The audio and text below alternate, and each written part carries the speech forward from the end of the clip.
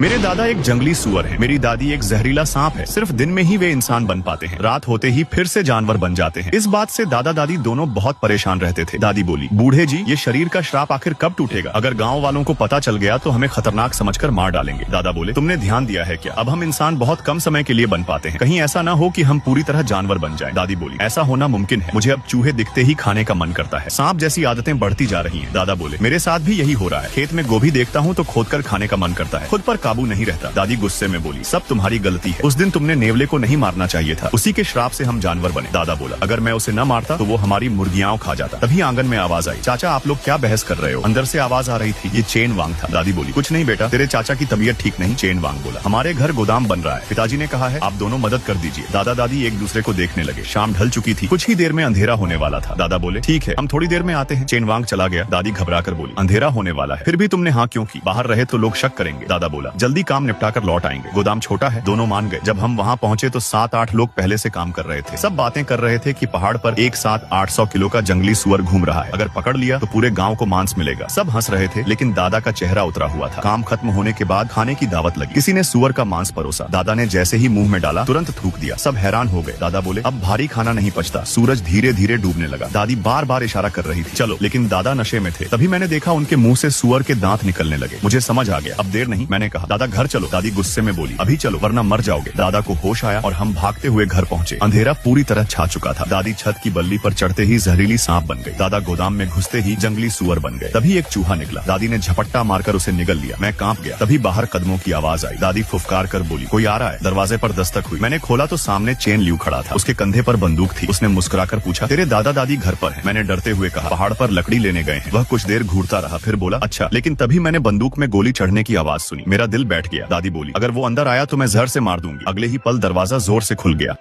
हाँ, जैसा मैंने सोचा था वैसा ही निकला। जैसे ही रामलाल ने जंगली सुअर पर निशाना साधने के लिए बंदूक उठाई, मैं ऊपर से झपट्टा मारकर उसके सिर के ऊपर आ गया और अपने जहरीले दांतों से उसकी गर्दन में काट लिया। रामलाल ने दर्द से तड़पते हुए मेरी जीभ पकड़कर जमीन पर पटक दिया, लेकिन तभी मैंने पूरी ताकत से उस पर हमला कर दिया और अपने सुअर जैसे दांतों से उसे जमीन पर गिरा दिया। उसी दौरान उसकी बंदूक से 2 गोलियां चल गई। झर फैलते ही रामलाल जमीन पर गिर पड़ा और उसका शरीर ऐंठने लगा। मेरी दादी घबरा कर बोली, जल्दी भागो, नहीं तो लोग आ जाएंगे। तुम भी छिप जाओ, अगर कोई पूछे तो कह देना कि मैं और तुम्हारे दादा जंगली सुअर के पीछे गए थे। मैंने हाँ में सिर हिलाया। दादी और दादा भाग निकले और मैंने जमीन पर पड़ी बंदूक उठा ली। थोड़ी ही देर में मोहनलाल गांव वालों को लेकर वहां पहुंच गया। मोहनलाल ने पूछा, रमेश, ये सब क्या हुआ? तुम्हारे दादा दादी कहाँ हैं? मैंने कहा, घर में जंगली सुअर घुस आया था, उसी ने रामलाल को मार डाला। दादा दादी उसी के पीछे चले गए। मोहनलाल ने पूछा, सुअर कितना बड़ा था? मैंने कहा, 700-800 किलो का। यह सुनते ही गांव वाले हथियार उठाकर पहाड़ की तरफ सुअर पकड़ने निकल पड़े। तभी मैंने कहा, बाबूजी चाचा, रामलाल की गर्दन पर सांप के जहरीले दांतों के निशान है। मोहनलाल कुछ पल चुप रहा, फिर ध्यान से गर्दन देखने लगा। उसने मेरी तरफ देखकर पूछा, रमेश, ये सांप के काटने के निशान कैसे? मैंने कहा, मुझे नहीं पता, वह बंदूक लेकर सुअर पकड़ने गए थे और किसी को साथ नहीं आने दिया था। सारे लोग पहाड़ की तरफ चले गए और आंगन में मैं अकेला रह गया। सुबह होते होते दादा दादी लौट आए और गांव वाले भी हमारे घर इकट्ठा हो गए। मैं थकान से चूर होकर चौकी पर बैठा था। किसी ने पूछा, रात भर तुम कहाँ थे? मैंने कहा, हम सुअर के पीछे बहुत दूर निकल गए थे, थककर जंगल में ही सो गए। फिर सवाल आया, रामलाल की मौत कैसे हुई और गर्दन पर सांप के दांतों के निशान क्यों है? यह सुनते ही दादी का चेहरा स्याह पड़ गया। किसी ने कहा, मैंने उसकी खोपड़ी पर पीले दानों जैसे कुछ देखा था, बिल्कुल सांप की खाल जैसे। दादी ने कहा, रामलाल गर्दन पकड़कर आया था, बोला रास्ते में सांप ने काट लिया। तभी एक आदमी बोला, बहू, तुम्हारे सिर पर यह क्या है? ये तो सांप की खाल लगती है। दादी ने झुंझलाकर कहा, यह जख्म की पपड़ी है। लेकिन वह आदमी बोला, मैं सांप पाल चुका हूँ, ये पपड़ी नहीं सांप की खाल है। उसने आगे बढ़कर देखने की कोशिश की तो दादी ने दांत भींचकर अपने सिर से वह खाल नोच दी और बोली, अब दिखा कहाँ है सांप की खाल? गांव वाले चुप हो गए। मोहनलाल ने कहा, छोड़ो इन बातों को, पहले शव ले चलो। तुम दोनों पूरी रात जागे हो, आराम करो, बाद में अंतिम संस्कार में आ जाना। सबके जाने के बाद दादी कांपती आवाज में बोली, मेरे शरीर पर सांप की खाल उगने लगी है और मुंह में सुअर जैसे दांत निकल रहे हैं। अगर ऐसा ही चलता रहा तो हम दोनों जानवर बन जाएंगे। दादी ने कहा, चलो 2 मुर्गियां लेकर पीछे पहाड़ चलते हैं, शायद नेवले से माफी मांग ले। हम दोनों घर की आखिरी 2 मुर्गियां लेकर पहाड़ पहुंचे। दादी ने कहा, हे जंगल के मालिक, हम मुर्गियां लाए हैं, हमें माफ कर दो। इतना कहते ही झाड़ियों से छोटे छोटे नेवले निकले, मुर्गियां उठाई और जंगल में गायब हो गए। दादी ने डरते हुए कहा, ये वही नेवला नहीं है। दादा ने कहा, चुप रहो, शायद उसके बच्चे हों। लेकिन घंटों इंतजार के बाद भी दादी के शरीर में कोई बदलाव नहीं आया। हम निराश होकर अंधेरा होने से पहले घर लौट आए। रास्ते में हमें शिवम मिला। उसने कहा, चाचा, कुल्हाड़ी उधार लेनी थी। दादा ने कहा, गोदाम से ले लो। शिवम गोदाम में गया और वापस आया तो उसके हाथ में कुल्हाड़ी के साथ एक पुरानी सांप की उतरी हुई खाल भी थी। वह घबराकर बोला, चाचा, आपके गोदाम में यह सांप की खाल कैसे पड़ी है?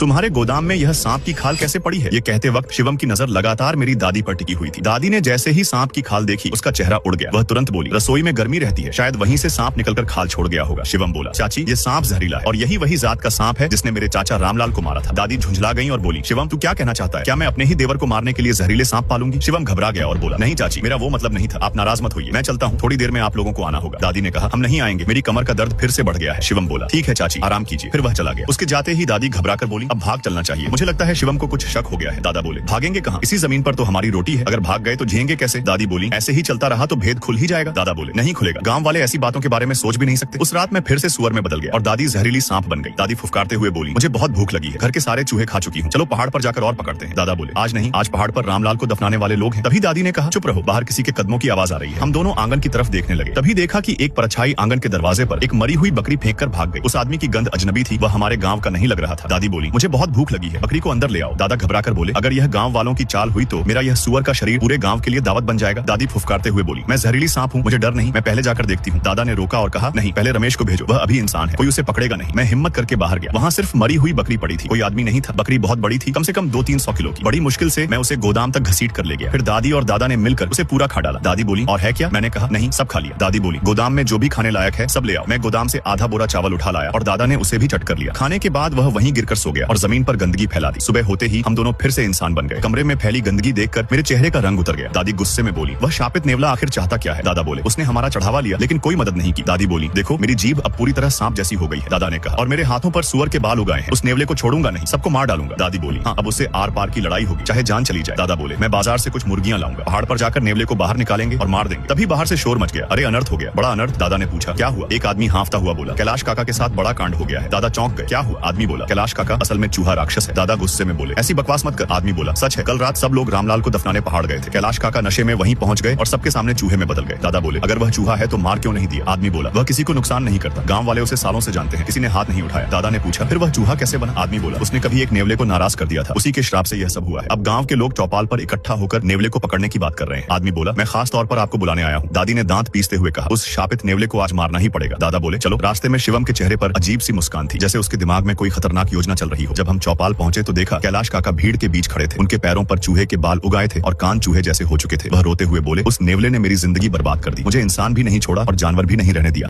सब उस नेवले की वजह से हुआ, उसने मुझे न इंसान छोड़ा न जानवर। कैलाश रोते हुए बोला। रघुवीर ने कहा कैलाश घबराओ मत, हम सब मिलकर कोई रास्ता निकालेंगे। इतना कहकर रघुवीर ने पहले मुझे और मेरी दादी को देखा, फिर गांव वालों की तरफ देखकर बोला क्या गांव में और भी कोई है जिस पर नेवले का श्राप लगा हो, अगर है तो सामने आओ, सब मिलकर हल निकालेंगे। तभी एक आदमी बोला मुझे भी श्राप लगा है, रात होते ही मैं कुत्ता बन जाता हूँ और देखो मेरे पैरों पर कुत्ते के बाल उगने लगे हैं। यह सुनते ही गांव वाले सन्न रह गए, सबकी आंखें फटी की फटी रह गई। रघुवीर गुस्से में बोला वह हरामी नेवला पूरे गांव को खत्म करना चाहता है और कोई है तो डरो मत, सच बता दो। मैं और दादी एक दूसरे को देखने लगे। दादी ने धीरे से कहा अगर हम बोलेंगे तो मुश्किल हो जाएगी, कैलाश चूहा बना है, वह आदमी को नुकसान नहीं पहुंचा सकता, वह कुत्ता भी ज्यादा कुछ नहीं कर सकता, लेकिन हम तो जंगली सुअर और जहरीला सांप बनते हैं, गांव वाले हमें जिंदा नहीं छोड़ेंगे। मैंने भी सिर हिला दिया। जब किसी ने हाथ नहीं उठाया तो रघुवीर बोला नेवला मुर्गी का बहुत शौकीन होता है, हम मुर्गियों से उसे बाहर निकालेंगे और उससे जबरदस्ती श्राप तोड़वाएंगे। किसी ने कहा वह नेवला आदमी जितना ऊंचा हो जाता है बहुत खतरनाक है। रघुवीर बोला चाहे 2 मंजिल जितना क्यों न हो, पकड़ना तो पड़ेगा। गांव की सारी मुर्गियां रघुवीर के घर जमा कर दी गई। मुर्गियों को देखकर उसकी आंखों में अजीब सी लालच भरी चमक आ गई, उसने लार भी निकल ली। तय हुआ कि रात होते ही नेवले को पकड़ा जाएगा। कुछ जवान लड़कों को रुकने के लिए कहा गया, बाकी सब अपने घर चले गए और हम भी लौट आए। दादी ने मुझसे पूछा क्या रघुवीर सच में नेवले को पकड़ पाएगा। मैंने कहा पता नहीं, लेकिन गांव की सारी मुर्गियां अब उसी के पास हैं। आधी रात को मैं सो ही रहा था कि बाहर से शोर आया, पकड़ लिया नेवला, पकड़ लिया, सब बाहर आओ। दादी ने कहा बाहर जाकर देखो। मैं दौड़कर आंगन में गया, देखा गांव वाले मशालें जलाए खड़े हैं। एक आदमी के हाथ में बहुत छोटा सा नेवला था। मैं तुरंत वापस घर भाग आया और बोला दादी गांव वालों ने नेवला पकड़ लिया है, लेकिन वह बहुत छोटा है। तभी अचानक आंगन में गांव वाले घुस आए और मशालों से पूरा आंगन रोशन हो गया। रघुवीर बोला बाहर आओ, हमें सब पता चल गया है, तुम दोनों पर भी नेवले का श्राप है, हमने उसका इलाज ढूंढ लिया है। कैलाश और वह कुत्ता बनने वाला लड़का ठीक हो चुके हैं। दादी घबराकर बोली क्या यह सच है। मैंने कहा मैंने खुद देखा, उसके पैरों पर कुत्ते के बाल नहीं थे। रघुवीर बोला नेवला मार दिया गया है, बस इसका सार पी लो, श्राप खत्म हो जाएगा। मुझे भेजा गया कि जाकर देखूं। मैंने देखा सच में उसके पैरों पर बाल नहीं थे। मैंने लौटकर कहा सच है, आप लोग बाहर आ जाइए। जैसे ही मैं और दादी बाहर आए गांव वाले हमें देखकर सन्न रह गए। किसी ने कहा कितना बड़ा जंगली सुअर है। रघुवीर बोला चुप रहो, इन्हें नेवले का सार पिला दो, ये भी इंसान बन जाएंगे। दादी ने कांपते हुए कहा कहीं धोखा तो नहीं। रघुवीर बोला हम एक ही गांव के हैं, धोखा क्यों देंगे, मैंने खुद पिया है। फिर उसने कटोरे हमारे सामने रख दी और कहा अगर नहीं पियोगे तो हमें तुम्हारे दांत और फन काटने पड़ेंगे। पीछे कुछ लोग चाकू लिए खड़े थे, डर के मारे मैंने आंख बंद करके पी लिया। कुछ ही पल में मैं और दादी जमीन पर गिर पड़े और बेहोश हो गए। किसी ने कहा इतना मोटा सुअर है, साल भर का मांस हो जाएगा और इस सांप का जहर भी महंगा बिकेगा। तभी किसी ने कहा उस लड़के का क्या करें, पकड़ लो, वह भी राक्षस है। अचानक मैं जोर से दहाड़ा और एक बाघ में बदल गया। गांव वालों को हंसी की जगह दहशत सुनाई दी। वे चीखते हुए इधर उधर भागने लगे। बाघ बाघ, मैंने पंजों से दादा दादी को हिलाया। वे उठे, लेकिन उनकी आंखों में अब कोई अपनापन नहीं था। वे पूरी तरह सांप बन चुके थे। मुझे देखते ही वे डर कर भाग गए। आंगन में मैं अकेला रह गया। अब मैं गांव में नहीं रह सकता था। मैं पीछे के पहाड़ों की तरफ चला गया। उसी दिन से मैं जंगल में रहने लगा और एक बाघ बनकर आजाद जिंदगी जीने लगा।